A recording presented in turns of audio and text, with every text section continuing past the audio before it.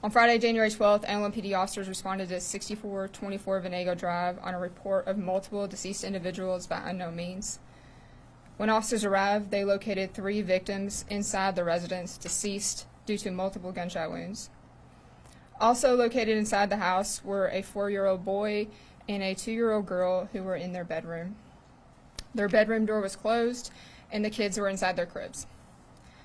The 3 victims were eventually identified as 39-year-old Geneva Miles, her brother, 27-year-old Mike Miles, and his wife, 23-year-old Catherine Miles. The 2 children inside the home were the son and daughter of Mike and Catherine. The children did not have any physical injuries. However, it was very apparent that they had been in their cribs for at least 12 hours or so. They were hungry, they had not eaten, and their diapers were very full. Their diapers were changed by first responders while in their room, and detectives went and got them a Happy Meal to eat. One of the issues that we faced initially on the scene was getting the kids out of their rooms, or their room is one room, without seeing the horrific scene just outside their door.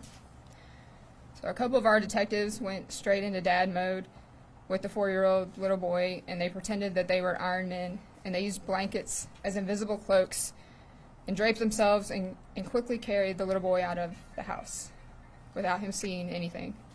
With the 2-year-old little girl, we played hide and go seek with her, draped another blanket over her, and carried her out into her family who was waiting outside. During the investigation, we were able to identify Christopher Olivo as a suspect. He and Geneva had a child in common, and they were not married but had been together for some time. Geneva, Chris, and their 2-year-old daughter had recently moved to Louisville a few months ago and had been staying with her brother and his family.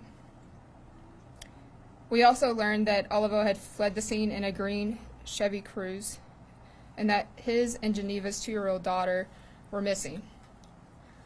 Immediately, we began to attempt to locate the child in the Louisville area with other family. When this was unsuccessful, we began to initiate the Amber Alert process with the Kentucky State Police. As this was taking place, detectives also learned that the vehicle Olivo was traveling in was equipped with OnStar technology. We were able to make contact with OnStar, who located the mobile car in the Spring Hill, Florida area. This is just outside Tampa, around the Clearwater area. This is when some amazing police work and communication began. While on a homicide scene almost 900 miles away, we had OnStar on one speakerphone, Hernando County Sheriff's Department on another speakerphone. And working with OnStar, we were able to safely direct law enforcement officers to Olivo in that vehicle. This took about 30 to 45 minutes, and during this time, Olivo crossed into Pinellas County, Florida. Hernando County Sheriff's Department communicated this information and his location to Pinellas County Sheriff's Department, who were able to safely stop Olivo and take him into custody. From them, we learned that when he was stopped, Olivo was wearing a ballistic vest, and he had an AK-47 in the passenger seat next to him. At this time, we are unsure what his intentions were or what his plan was. However, our hats are off to Hernando County Sheriff's Department and the Pinellas County Sheriff's Department for taking our call and acting swiftly and precisely in an extremely dangerous situation. This is an example of a traffic stop that could have gone horribly wrong, but because of excellent communication among all agencies and OnStar, no one was hurt, and we were able to bring this to a safe resolution. Simultaneously, while locating Olivo, law enforcement officers in Hernando County, Florida, also located Olivo's 2-year-old daughter with family. This canceled the Amber Alert process, and there was never an Amber Alert that was actually initiated. At this time, all of the children are safe and with family, and there are no outstanding suspects. And I will take any questions. Has he talked at all about why he may have done this? Mm-hmm. So we did send a couple of detectives down to Florida to conduct some interviews that night. He was interviewed by some homicide detectives down there. I'm not going to get into details of what he released or said.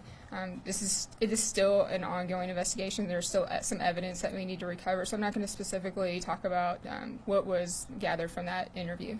What found the bodies? I'm sorry. Who found the bodies? It was some family members, I believe, of Catherine Miles had come. They hadn't been able to get a hold of her or family, and they came over to check on them.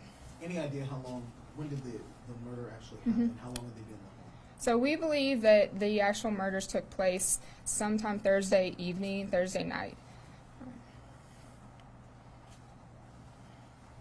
The weapon that was with him in the vehicle in Florida, do you believe that was the same weapon used in the murder in Louisville? No. There's a weapon been recovered? We've recovered the weapon in the car during the traffic stop, and we're still looking for other weapons also. But there was mention of an AK-47. That was not the one used. No, that was not the homicide, used in the homicide. This was a handgun? Possibly. So.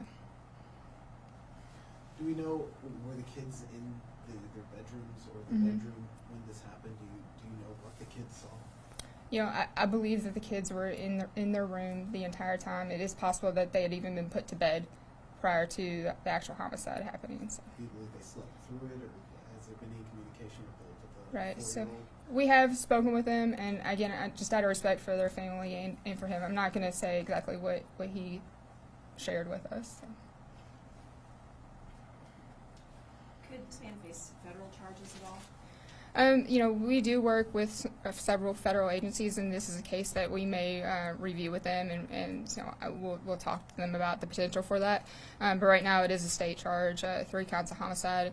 I believe tampering and physical evidence is on there. There could be other charges that are added once he's indicted later down the road. Any idea when he'll be extradited back to Kentucky? I don't know. He is still down in Florida, so often that takes it's kind of a long process. So I'm not sure. Had there been other runs to this house, or did they have a domestic violence history in Florida? I don't know of any. I have not extensively looked at the history in Florida at this time. As far as runs to that house, I'm not aware of any runs to that specific house here in Louisville. So. Thank you all. Thanks.